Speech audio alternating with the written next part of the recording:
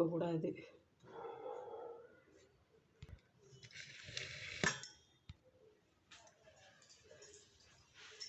இன்னைக்கு கதை சொல்ல போகிறேன். அதாவது சின்ன பிள்ளையில ஒரு 10 வயசு இருக்கும். எனக்கு 5 வயசு 6 வயசு 10 வயசில் எனக்கு அந்த ஞாபகம் இருக்குது. அந்த கதையை தான் உங்ககிட்ட ஷேர் பண்ணிக்க போகிறேன். வந்து என்ன சொல்கிறது, இப்போ வந்து நம்ம வந்து இந்த மாதிரி திறமைலாம் எனக்கு இந்த மாதிரி பூலாம் தெரியும். எதுக்கு நான் வந்து எனக்கு வந்து கேமரா நான் வந்து எதுக்கு போடுறேன்னு மட்டும் சொல்லிடுறேன் உங்ககிட்ட. இப்போ வந்து அந்த அந்த நாள்லலாம் எங்களுக்கு எங்கள் அப்பா அம்மா ஃப்ரீடம் கொடுத்ததே கிடையாது. எங்கள் அப்பா வந்து கண்டிஷன் ரொம்ப பண்ணுவாங்க. வீட்டில் பொம்பளை பிள்ளைங்கன்னா இப்படி தான் இருக்கணும், இங்கே போகக்கூடாது அங்கே போகக்கூடாது அப்படின்னு சொல்லி ரொம்ப கட்டுப்பாடாக தான் எங்கள் அப்பா இருந்தாங்க. எங்கள் அம்மாவும் சரி ரொம்ப எங்கள் அப்பாவுக்கு ஏற்ற மாதிரி தான் எங்கள் அப்பா அவங்க என்ன சொல்கிறாங்களோ அதை கேட்கணும் அப்படின்னு சொல்லுவாங்க. ஆனால் நான் படித்த ஸ்கூலில் வந்து நகராட்சி பள்ளி தான். நான் வந்து முனிசிபால் தான் படித்தேன். நான் வந்து பெரிய இதாக ஒன்றும் படிக்கலை. 8 வரைக்கும் படிச்சிருப்பேன். அப்புறம் வந்து தீபாவளிலாம் கொண்டாடுவாங்க எங்கள் வீட்டில். எங்கள் வீட்டில் வந்து தீபாவளி கொண்டாடும்போது பச்சனம் ஐயர் வாசியும் வருது பாருங்கள், பலகாரம் எல்லாமே எங்கள் வீட்டில் செய்வாங்க. ஆனால் செஞ்சுட்டு இருக்கும்போதே சொல்லிடுவாங்க, பலகாரங்கிறது இட்லி சட்னி சாம்பார் இதுதான், ஆட்டுக்கறி குழம்பு இவ்வளோ தான். வெஜிடேரியன் பிடிக்கிறவங்க வெஜிடேரியன் சாப்பிடுங்க, நான்வெஜ் சாப்பிடுங்க அப்படி இப்படி சொல்லிடுவாங்க. அப்புறம் வந்து அந்த டயத்துலலாம் வந்து பக்கத்தில் ஒரு அண்ணன் இருப்பாங்க. அதாவது செலிப்ரேஷன் பண்ணணும், செலிப்ரேஷன் நல்லா திருவிழா மாதிரி தீபாவளியை கொண்டாடணுண்ணே அப்படின்னு சொல்லி எங்கள் அப்பாட்ட வந்து அந்த அண்ணன் வந்து பேசுவாங்க. உங்களால் முடிஞ்ச காசு கொடுங்க அப்படின்னு சொல்லி. அப்புறம் சரி அப்படின்னு சொல்லிட்டு எங்கள் அப்பாவும் கொடுத்துருவாங்க. தெருவில் எல்லோரும் கொஞ்சம் கொஞ்சம் காசு பிரித்து அந்த அண்ணனும் அவங்களுக்கு முடிஞ்ச அளவுக்கு போட்டு அந்த செலிப்ரேஷனுங்கிறது தீபாவளி அது மட்டும் தான் எனக்கு தெரியும். அதுதான் செலிப்ரேஷன் தீபாவளினா. நல்லா சீரியல் பல்பு அது இதுன்னு போட்டு நல்லா கலகலன்னு தெருவே நல்லாயிருக்கும். இப்போ வந்து அப்படி இல்லை. அப்படி இருந்த நேரத்தில் அந்த அண்ணன் சொல்லுவாங்க, பிள்ளைங்களா நீங்களாம் வந்து உங்களுக்கு என்ன தெரியுதோ, உங்களுக்கு என்ன தோணுதோ, அதாவது டான்ஸு பாட்டு, அதாவது பலூன் உடைக்கிறது, கலரு தண்ணி ஊற்றுறது, இது எதில் எந்த விளையாட்டு விளையாடலாம் நீங்களே சொல்லுங்கள் அப்படின்னு சொல்லி எங்ககிட்ட கேட்பாங்க. அப்போ இல்லைண்ணா எங்களுக்கு தெரிலண்ணா நீங்களே சொல்லுங்கள் அப்படின்னு சொல்லிட்டு அந்த அண்ணன்டைய நிறைய பிள்ளைங்க அப்படி பேசிகிட்டு இருப்பாங்க. நான் வந்து ரொம்ப பேசுனது கிடையாது, அந்த அண்ணன்ட்ட ரொம்ப பேசுனது கிடையாது.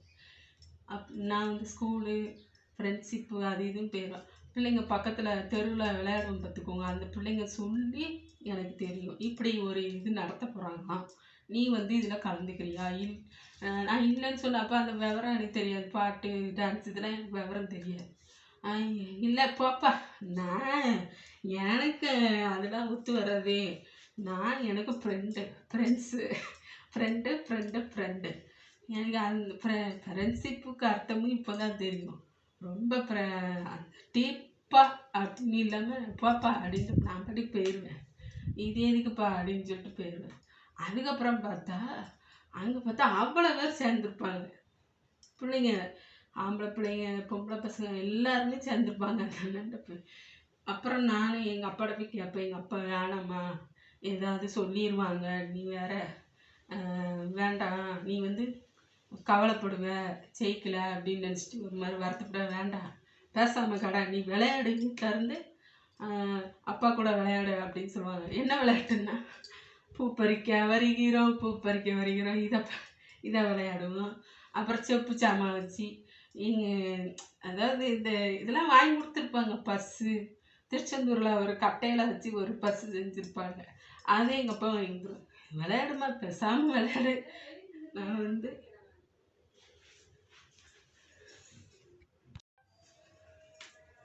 அப்புறம் வந்து இப்போது ஒரு ஆள் வந்தாங்க, அவங்களுக்கு உதவி கேட்டாங்க, செஞ்சுட்டு கொடுத்துட்டு உங்ககிட்ட பேச வரேன். அப்புறம் வந்து திருவிழா மாதிரி நல்லா தீபாவளியும் கொண்டாடிட்டு முடிச்சிட்டாங்க. ஒரு 2 மாதம் இருக்குங்க, வந்து அந்த அண்ணனையும் காணும். அப்புறம் தீபாவளி இந்த 2 மாதம் தீபாவளி முடிஞ்சு அந்த அண்ணனையே நான் பார்க்கல. நான் வந்து ஸ்கூலு அங்கே இங்கேன்னு போயிடுவோம். நாங்கள் கொஞ்சம் படிப்பில் கொஞ்சம் அப்போ வந்து படிக்கணுன்ற ஒரு ஆர்வத்தில் கொஞ்சம் கொஞ்சமாக அந்த இதில் இருந்தேன். அப்போ அந்த அண்ணனை பார்க்கவே இல்லை வெளியே.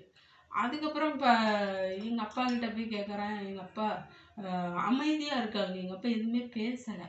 அதுக்கப்புறம் திடீர்னு தெருவுக்குள்ளே எல்லாருமே ஒன்றா பொம்பளைல ஆம்பளைல எல்லாம் தெருவில் வந்து நின்றுட்டு ஒரு அந்த அண்ணன் வீட்டு பக்கத்தில் அவ்வளோ கிரவுண்டாக இருந்து வீடு பூரா சுற்றி ஆள் நிற்கிது.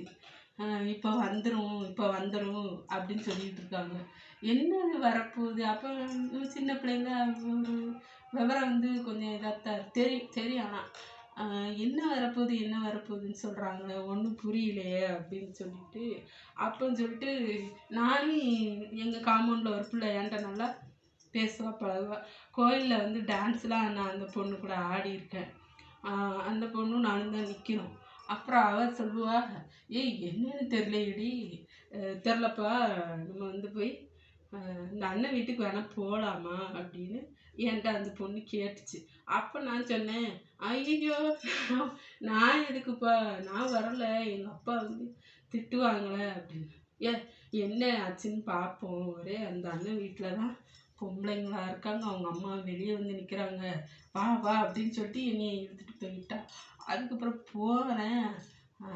அங்கே அவங்க அம்மா வந்து இப்படி 3 இருக்காங்க, ஒரு மாதிரி இருக்காங்க. போகிறோம் அப்படியே வீட்டுக்கு இதில் நிற்கிறோம். ஒரு வண்டி வருது கருப்பு கலரில். அது வந்து என்னென்னு பார்த்தா ஆம்புலன்ஸு. ஆம்புலன்ஸ் அந்த அமரர் ஊர்தின்னு சொல்லிட்டு அந்த காலத்தில் அப்படி வந்துச்சு. அப்போ நான் சொன்னேன், இந்த வண்டி எதுக்குப்பல இவங்க வீட்டு வாசலுக்கு வருது அப்படின்னு நான் கேட்குறேன். அவள் ஏன் தெரிலையடி, தெரிலப்பல வா அப்படின்னு சொல்லிட்டு அதுக்கப்புறம் இல்லை நிற்போம், வீட்டுக்குள்ளே போக வேண்டாம் நிற்போம், அவங்க வாசல்லே நின்றுட்டு இருந்தோம். நாங்கள் அப்போ சின்ன பிள்ளை எதையுமே நாங்கள் பார்க்குறது கிடையாது, ஒரு இது தெரியாது, அந்த நின்றுருக்கோம். அதுக்கப்புறம் பார்த்தா அந்த அண்ணனை ஸ்ட்ரெச்சரில் கூட்டிகிட்டு வந்து வீட்டில் வைக்கிறாங்க. தலையெல்லாம் கெட்டு போட்டு உடம்பெல்லாம் கெட்டு. நான் கண்ணை மூடிட்டு அப்படியே அந்த அண்ணன் அப்படியே இருக்காங்க. அப்புறம் ஒன்றுமே ஓடல எங்களுக்கு. அந்த பிள்ளையும் பக்கத்தில் இருக்கா. வீட்டுக்குள்ளே போவோம், வா வா வா என்னை இழுத்துட்டா. ஐயோ நீ வேற என்னை எதுக்கு இழுக்கிற, வீட்டுக்குள்ளெல்லாம் போக வேண்டாம், ஏய் முழுசா என்னன்னு தெரிஞ்சுப்போ வா அப்படின்னு சொல்லிட்டு உள்ளே இழுத்துட்டு போயிட்டா. ஸ்ட்ரெச்சரில் கூட்டிகிட்டு போய் அவங்க வீட்டில் வச்சுட்டு அவங்க அம்மா கதறி கதறி கதறி அழுகுறாங்க. அவங்க அண்ணன் தம்பி எல்லாருமே கதறி கதறி அழுகுறாங்க. என்னடா இது, ஏன் அழுகுறாங்க என்ன அப்படின்னு சொல்லி கதறி கதறி அழுது பார்த்துட்ருக்கு. அதுக்கப்புறம் மண்டையிலலாம் கட்டு போட்டதை பார்த்து எனக்கு ஒரு மாதிரி ஆயிடுச்சு. அந்த இடத்துல நிற்க முடியல. ஒரு மாதிரி படப்பட படப்படன்னு நெஞ்சு அடிச்சுக்குது. ஒரு மாதிரி இதாக இருந்துச்சு. அப்புறம் இவன் இங்கே நிற்க வேண்டாம், வா நீ வந்துரு வந்துரு வந்துரு, நான் அந்த பிள்ளைய நான் இழுக்கிறேன். அது இல்லை நிற்போம், என்ன ஆச்சுன்னு தெரிலையே, இந்த அண்ணனுக்கே போ, நீ வேணா வராமல் போ, நான் போகிறேன் அப்படின்னு சொல்லி எல்லாருமே ஓன்னு கத்தி அழ ஆரம்பிச்சிட்டாங்க. அதுக்கப்புறம் நான் வந்து வீட்டுக்கு வேகமாக அவளை விட்டுட்டு வேகமாக வந்துட்டேன். வந்தோடனே எங்கள் அப்பா கிட்ட போய் கேட்குறேன், எப்பா என்னப்பா இந்த அண்ணனுக்கு ஆச்சு அப்படின்னு கேட்குறேன். அந்த அண்ணன் பேர் சொல்ல முடியாது, ஏன்னா எனக்கு ஒரு மாதிரி இருக்குது. அதுக்கப்புறம் என்னப்பா ஆச்சு இந்த அண்ணனுக்கு அப்படின்னு கேட்குறேன். எங்கள் அப்பா பதிலே பேசலை. அப்போ ஏன்ப்பா பேச மாட்டேங்கிறீங்க, சொல்லுங்கப்பா என்னப்பா ஆச்சு, இந்த அண்ணன் நல்லா தானப்பா, எல்லார்ட்டையும் நல்லா பேசிகிட்டு இருந்தாங்களேப்பா, என்னப்பா ஆச்சுன்னு அழுதுட்டு நான் கேட்டுட்டேன். அதுக்கப்புறம் எங்கள் அப்பா சொல்கிறாங்க, இம்மா அவன் வந்து இறந்துட்டான். என்னப்பா சொல்கிறீங்க, இறந்துட்டாங்களா அப்படின்னு நான் கேட்குறேன். ஆமாம் இருவா. அப்போ அந்த அண்ணன் இனிமேல் வரமாட்டாங்கம்மா அப்படின்னு எங்கள் அப்பா சொல்கிறாங்க, என்னப்பா சொல்கிறீங்க? நான் இப்போ போய் பார்த்துட்டு தானே வந்தேன். அந்த அண்ணனுக்கு தலையெல்லாம் கெட்டு போட்டு இப்படிலாம் உடம்பெல்லாம் கெட்டு போட்டு படுத்திருக்காங்கப்பா. ஆனால் அவங்க அம்மா அழுகுறாங்கப்பா. விவரம் இல்லாமல் நானும் பேசுகிறேன். அப்புறம் எங்கள் அப்பா சொல்கிறாங்க, வருவாங்கப்பா, வீட்டில் தானேப்பா இருக்காங்கன்னு நான் எங்கள் அப்பாட்ட சொல்கிறேன். ஐயோ எம்மா இல்லைம்மா, அவன் இறந்துட்டான், செத்துட்டான், செத்துட்டான் அப்படி சொன்னால் தான் எங்களுக்கெல்லாம் புரியும் பார்த்துக்கிடுங்க. சின்ன பிள்ளைங்களுக்கு இறந்துட்டான், அதனால் இனிமே அவன் வரமாட்டான். ஏன்ப்பா இப்படி சொல்கிறீங்க? ஆமாம் வரமாட்டாம்மா. ஐயோ அந்த அண்ணன் நல்லா எல்லார்கிட்டையும் நல்லா பேசுவாங்களேப்பா, என்னப்பா ஏன் என்னாச்சு அப்படின்னுட்டு, இப்படி ஒரு நோய் வந்துருச்சு. அது என்ன நோய்ப்பா? ஏதோ மூளைக்கு போகிற அந்த நரம்பு ஏதோ கட் ஆகிடுச்சோ ஏதோ சொன்னாங்க, ரத்தம் ஒட்டி இருக்குது அப்படி இப்படின்னு எங்கள் அப்பா எங்ககிட்ட சொன்னாங்க. அப்படியாப்பா, இனிமேல் அந்த அண்ணனை பார்க்க முடியாதப்பா, பார்க்க முடியாது. அதான் அவங்க அம்மா நெஞ்சில் அடித்து அழுகுறாங்களாப்பா. ஆமாம், அப்படி 21 வயசு தான் இருக்கும் எனக்கு தெரிஞ்சு எங்கள் அப்பா சொல்லும்போது. அப்படி மனசெல்லாம் ஒரே கலக்கமாக இருந்துச்சு. சரி, இவ்வளோ நாளாக இருந்து நல்லா தீபாவளிக்கெலாம் நல்லா கொண்டாடி நல்லா பிள்ளைங்களுக்கெல்லாம் நல்லா கிஃப்டெலாம் வாங்கி கொடுத்து நல்லா என்கரேஜ் பண்ண அந்த அண்ணன் வந்து இல்லைன்னு சொல்லும்போது ஒரு மாதிரி கஷ்டமாக இருந்துச்சு. அப்போ அதெல்லாம் நினச்சி சின்ன வயசில் அதை விட ரொம்ப நான் பாதிக்கப்பட்டது நிறைய இருக்குது. வீட்டில் எதுவும் நினச்சாலும் எனக்கு கிடைக்காது, பொருள் கிடைக்காது, கேட்டாலும் எங்கள் அம்மா வாங்கி தர முடியாது, காசு இல்லை அப்படி இப்படின்னு எங்கள் சொல்லிடுவாங்க. எங்கள் அப்பா வந்து ஆட்டோ தான் ஓட்டுவாங்க. அப்படி இப்படின்னு எங்கள் அம்மா காசு இல்லை போ, தீபாவளிக்கு ட்ரெஸ் கேட்டாலும் கூட அப்படியே ரொம்ப கஷ்டம், ரொம்ப கஷ்டமாக வரும். எங்கள் அம்மாவும் ரொம்ப கஷ்டத்தில் தான் எங்களுக்கு ரேஷன் அரிசியில் சாப்பாடு அப்படி இப்படின்னு குழம்பு வாங்கி வச்சு கொடுப்பாங்க. அந்த கஷ்டத்துலேயும் இந்த அண்ணன் இப்படி சொன்னாங்களே இப்படி செஞ்சோம். சரி நம்ம இனிமேல் நம்ம போகிறவங்க வீட்லையாவது நான் நினச்சிக்கிடுவேன். அப்போ போகிறவங்க வீட்டில் நமக்குன்னு ஏதாவது நம்ம அப்பா நமக்கு ஏதாவது செய்வாங்க. ஒரு 10 வயசுக்கு மேலே இப்படி யோசித்தது. அந்த வயசில் எனக்கு ஒரு விவரம் தெரில. 10 வயசுக்கு மேலே 11 வயசில் நம்ம இங்கே போகிற வீட்டில் அவங்கக்கிட்ட சொல்லணும், எனக்கு இப்படி ஒரு ஆசை இருக்குது, நான் செய்யணும், எனக்கு தெரியும் அப்படின்னு சொல்லி இப்படி செஞ்சது தான் இந்த கேமரா. ஆனால் நீங்கள் யாருமே சப்போர்ட் பண்ண மாட்டேங்கிறீங்க. இது வந்து நான் வேலைக்கு போனேன் பார்த்துக்கோங்க, மோத்தா கம்பெனின்னு. அங்கே கற்றுக்கிட்டது தான் இது. கிட்டத்தட்ட ஒரு 8 வருஷம் வேலைக்கு போயிருப்பேன். அங்கே கற்றுக்கிட்டது தான் இந்த பூ, வேறு எங்கேயுமே கிடையாது. அப்படி ஒரு ஆர்வத்தோடு தான் நான் கேமரா போடுறேன். எனக்கு ஆட தெரியாமல் இல்லை, பாட தெரியாமல் இல்லை. நல்லா ஜாலியாக பேசுவேன், எல்லாமே எனக்கு பிடிக்கும், காமெடி பிடிக்கும், எல்லாமே பிடிக்கும். ஆனால் சில இது இருக்குது, எல்லோரும் வந்து பயமுறுத்துவாங்க. ஓ நீ ஒன்று எல்லோரும் இப்படி சொல்லிடுவாங்க அப்படி சொல்லிடுவாங்க அப்படின்னு சொல்லி பயமுறுத்த போய் தான் இப்போ வந்து ஜாலியெல்லாம் குறைச்சிட்டேன்.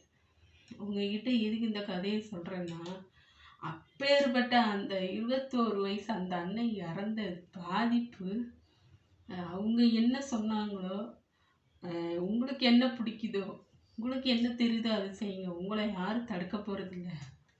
அப்படி அந்த அண்ணன் சொன்னது தான் நான் இப்படி செஞ்சிட்ருக்கிறேன். கேமரா போட்டுக்கிட்டு இருக்கேன். நான் இன்னும் துட்டு சோத்துக்கு வயிற்றுக்கு 3 வேளை சோறு கிடைக்குது. அந்த சோறு கிடைக்குது. ஏன் இப்படி செய்கிறேன்னா, ஏன் என்னோட இந்த கலை போயிடக்கூடாது இல்லைங்களா? அதனால தான் செய்கிறது. சரி, ஏதாவது தப்பாக பேசியிருந்தா மன்னிச்சுக்கோங்க. நீங்கள் வந்து நம்ம சேனலுக்கு சப்போர்ட் பண்ணுங்கள். முடியலை, எல்லார்ட்டையும் சப்போர்ட் பண்ணுங்கன்னு சொல்லி அப்பான்னு ஒருத்தர் சப்போர்ட் பண்ண மாட்டேங்கிறீங்க. சீக்கிரமாக பண்ணிங்கன்னா எனக்கு கொஞ்சம் சந்தோஷமாக இருக்கும். சரிங்களா? பாய். அடுத்த வீடியோவில் சந்திப்போம். Okay, bye bye by.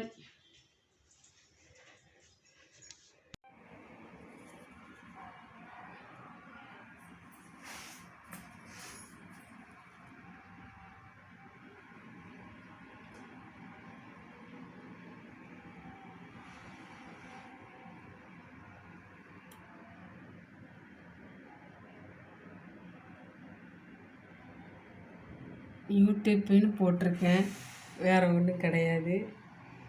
அதில் தான் இந்த மாதிரி செஞ்சு வச்சுருக்கேன். பாய்.